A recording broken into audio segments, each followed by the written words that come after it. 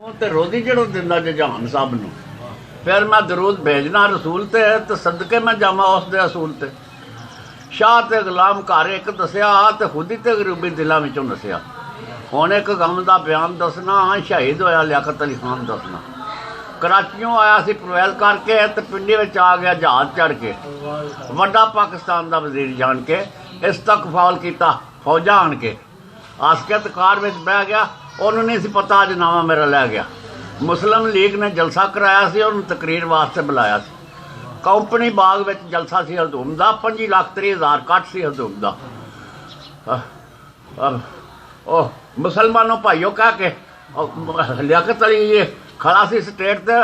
ਮੁਸਲਮਾਨੋਂ ਭਾਈਓ ਕਹਿ ਕੇ ਮੂੰਹ ਬੋਲਦਾ, ਦੁਸ਼ਮਣ ਨੇ ਫੈਲ ਕੀਤਾ ਪਿਸਤੌਲ ਦਾ।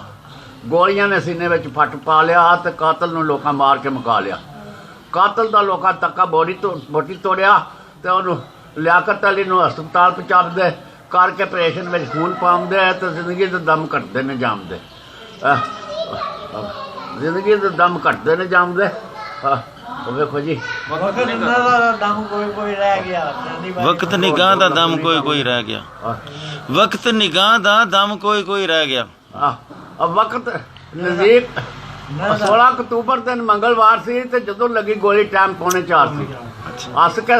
ਆਸਕੇ ਲਿਆਕਤ ਅਲੀ ਕਲਮਾ ਸੀ ਕਹਿ ਗਿਆ, ਜਾਂਦੀ ਵਾਰੀ ਕਲਮਾ ਸੀ ਕਹਿ ਗਿਆ।